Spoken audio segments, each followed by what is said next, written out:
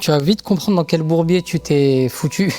Je suis le pire dessinateur du monde. Et tout ce qui est peinture à l'huile, même à l'huile d'olive, ou peinture à la peinture, peinture au feutre, il n'y a pas du tout de Modigliani en moi ou quoi que ce soit, non. Bonjour, c'est Malik Bentala et aujourd'hui je vais réaliser mon autoportrait pour Vanity Fair.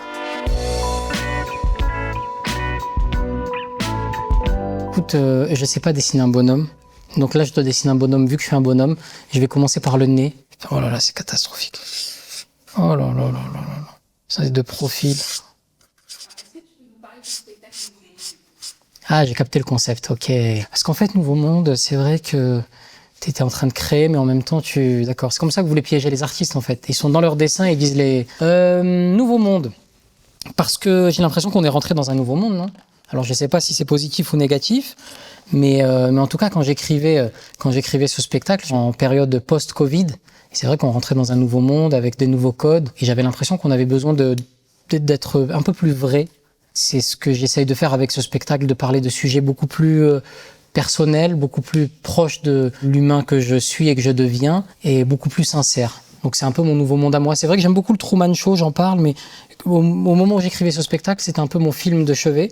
Et Nouveau Monde, ça me rappelait la dernière scène du Truman Show quand Jim Carrey s'évade avec le bateau et touche le faux ciel, prend les escaliers et s'en va en direction d'un nouveau monde. Donc pour toutes ces raisons, je me suis dit pourquoi pas. Je trouvais que ça claquait bien, Nouveau Monde en plus. On est totalement là-dedans, un mélange de 1984, du Truman Show et surtout plus que tout ça, on est dans Idiocratie. Après, sans faire le vieux con, mais c'est une époque où tu te dis sur du rien, tu peux devenir quelqu'un. C'est bizarre.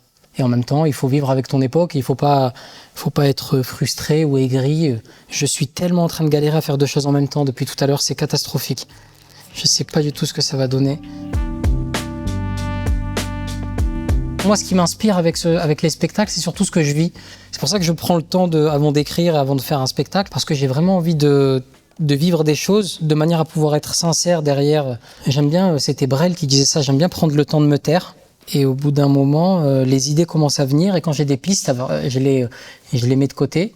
Et il y a plein de petits puzzles d'idées qui apparaissent, je les note dans mon téléphone et petit à petit, je prends toutes ces idées et j'essaie de les classer par thème. Et c'est un peu comme ça que j'ai créé ce spectacle. Ouais. C'est vrai que l'art du stand-up, entre guillemets, qui vient des États-Unis, il y a une espèce de truc très direct, très proche de soi. Quand tu vois Dave Chappelle, quand tu vois Kevin Hart ou même à l'époque Richard Pryor, il y a un truc très vrai. Pryor parle de sa consommation de produits stupéfiants, Dave Chappelle parle de son vécu, et je pense que c'est ce qui fait leur succès. En France, on a encore un peu de mal à s'ouvrir totalement. On a souvent, je pense, on est rassuré à l'idée de se cacher derrière son clown, parce qu'on n'a pas envie de se livrer, parce qu'on est il y a de la pudeur mélangée à plein de choses, mais ouais, c'est important que ça évolue, je pense. En plus de faire rire, si je peux faire passer un message, et s'il peut y avoir un peu de fond dans ce que je fais, alors ça veut pas dire faire un spectacle d'1h30 en me prenant pour Mandela, mais s'il y a 2-3 moments dans le spectacle avec du fond qui peuvent aussi faire du bien aux gens qui viennent voir le spectacle, parce que c'est vrai que ma boussole, moi, ça sera toujours les gens qui viennent de milieux défavorisés, ça sera toujours d'être, à ma petite échelle, j'essaye toujours d'être le porte-voix des gens qui n'ont rien, c'est ma boussole. Je viens de là, je viens d'un milieu compliqué, d'un milieu modeste. Donc même si aujourd'hui ça se passe bien pour moi, je peux pas tourner le dos aux gens qui ont fait que je suis là aujourd'hui. C'est le public. Comme quand je fais des parodies de CNews, je sais que ça fait du bien à une certaine catégorie de la population qui en a marre d'avoir ce discours qui est là pour nous diviser, ce discours raciste, parfois même homophobe. Donc voilà. Donc j'essaye de faire passer des messages à ma petite échelle en tout cas. Ce que faisaient les guignols de l'info, tout simplement, qu'on n'a plus aujourd'hui malheureusement, mais ils faisaient un bien fou, les guignols de l'info. T'arrivais d'une journée très difficile où tu voyais les injustices dans le monde ou en France. Et en ce moment, crois-moi qu'ils nous feraient du bien, les guignols de l'info, s'ils étaient à l'antenne avec tout ce qui se passe. La parodie qui m'a le plus amusé à faire, c'est une bonne question. Je dirais que c'est les parodies dans lesquelles il y a du déguisement. Beaucoup de déguisement. Peut-être La Bulle, le Colors, parce qu'il a fallu aussi aller en studio, m'amuser à rapper, à poser. Peut-être une frustration dans ma vie, vu que je suis un piètre rappeur, je me suis dit une petite revanche. J'ai fait Freeze Corleone et Jul. Pour le coup, j'ai été agréablement surpris parce que tu te dis, putain, est-ce qu'ils ont de l'humour, du second degré, machin. Ça a été les plus sympas. Ça a été les premiers à réagir, à m'envoyer un message mort de rire, bravo. Alors que parfois, dans d'autres parodies, et pas CNews, Dans d'autres parodies, il y en a qui ont un peu moins d'humour. Mais on parodie que les gens qui ont du succès. Donc si un jour on me parodie, ça vaudra bien. Moi j'aurais aimé en parler des Guignols. Et si les Guignols existaient aujourd'hui, on voulait avoir tous sa marionnette. Tout le monde voulait avoir sa marionnette aux Guignols. Je n'ai pas de rituel d'avant-scène. En revanche, il y a un truc que je ne fais pas. Je déteste manger avant de monter sur scène. Je trouve que c'est mauvais délire. Mais sinon, j'aime bien rester au calme. Je suis pas quelqu'un qui va partir en tournée avec 40 personnes. Ou... Je commence à me faire vieux et c'est vrai que j'aime bien garder ce côté calme, posé. C'est vrai que je vieillis et je deviens de plus en plus bobo, quoi. Il y a des graines dans la loge, du quinoa. Sur le premier spectacle, il y avait des Kinder Bueno, des trucs comme ça. Là, on est vraiment sur un truc petite bougie. Tu vois, c'est autre chose. C'est catastrophique. Il y a plus de texte que de dessin, mais je me suis fait assez carré avec un petit tronc. Je me suis fait 2 mini-tétons. Un soleil, apparemment on est dehors. Donc c'est un soleil. Tiens, je vais rajouter qui dit soleil, dit oiseaux. Les oiseaux, moi, je m'emmerde pas. Je fais comme des validés, là, des checks. Je vais quand même signer comme Pablo. Mon visage est de profil, mais mon corps est de face. Tu vois, on est sur un Picasso, là.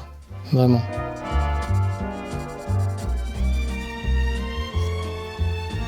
Je ressemble un peu à un totem d'immunité dans Koh-Lanta. Si j'avais pas été humoriste, je pense astronaute.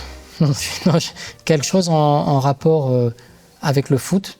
Je suis un grand passionné de foot, donc ça m'aurait fait kiffer de bosser dans ce milieu-là. Alors, entraîneur adjoint d'un petit club, ça aurait suffi à mon bonheur. Sinon, j'étais parti, moi, si je devais pas faire ce métier, parce que je suis monté à Paris en 2007 au cours Florent, comme beaucoup de comédiens. Je suis resté au cours Florent à peu près 8 200 €. Avant de partir au cours Florent, je devais aller en IUT technique de commercialisation. Donc ouais, peut-être que j'aurais bossé dans le commerce. Mais non, moi, je pense que ça aurait été le foot. Attention, il y a un monde où le Paris Saint-Germain gagne la Ligue des Champions, la France gagne la Coupe du Monde, GTA 6 sort cette année. Il y a quand même un truc... Mais je sais pas quand on va sortir l'interview, je vais peut-être passer pour un con, c'est ça le truc. Je pense que ceux qui vont gagner la Coupe du Monde cette année vont être... Et là, avec l'IA, vous mettez le pays qui a gagné.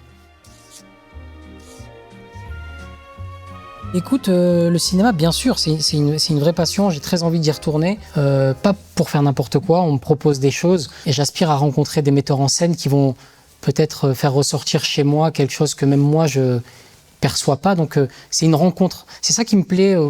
On l'a un petit peu en France, mais on l'a beaucoup aux États-Unis, c'est les binômes. Là, on a vu Michael B. Jordan avec Ryan Coogler, ce qu'ils ont construit sur Fruitvale Station. Puis après, il y a eu les Creed. Puis après, il y a eu Black Panther. Alors, je sais pas dans quel ordre. Là, il y a Sinner. Donc, pourquoi pas trouver un metteur en scène avec qui il y a une vraie alchimie, un vrai échange. Et ça me plairait. Ouais, les frères Safdie font partie des réalisateurs que j'admire énormément. Après, il y en a une tonne, moi. Denis Villeneuve, il est incroyable. Bien évidemment, je vais pas être original. Nolan, il y en a plein en France aussi que j'admire. Rémi Besançon, j'aime beaucoup ce qu'il fait. Chabat, Nicole Garcia, c'est très éclectique, tu vois. Et ce qui manque peut-être, alors je suis personne pour juger, mais c'est juste mon point de vue perso, c'est peut-être de créer des ponts entre les familles de cinéma. Ce que faisait très bien Alain Chabat, par exemple, moi, un des films qui m'a mis une claque et qui m'a poussé dans mon idée de monter à Paris, c'est Mission Cléopâtre. Et ce qui est génial avec Mission Cléopâtre, c'est que tu as plein de familles de cinéma qui se croisent. Tu vas croiser Jamel, tu vas croiser Édouard Baird, tu vas croiser les Robin des Bois. Il y a Dieudot, il y a Darmon, il y a Rouve, il y a tout le monde. Et je trouve parfois qu'aujourd'hui, ça s'est un petit peu compartimenté. Je sais pas si c'est le bon terme pour ça, mais on est vraiment... il y a une famille du cinéma à droite, une autre famille du cinéma à gauche. Ce qui serait cool, c'est de se croiser et de se mélanger. Je pense que même pour le public, ça serait surprenant. Ça n'a plus de sens. Là, on est au stade où il faut que l'interview se termine parce que ça va être catastrophique.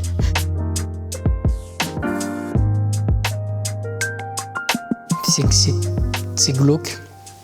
Je trouve ça... ouais. Après, ferme les yeux, imagine... je sais pas moi, si c'est Banksy qui vient et qui te fout ça place de la République sur un mur, ça part à 500 000 balles. Hein.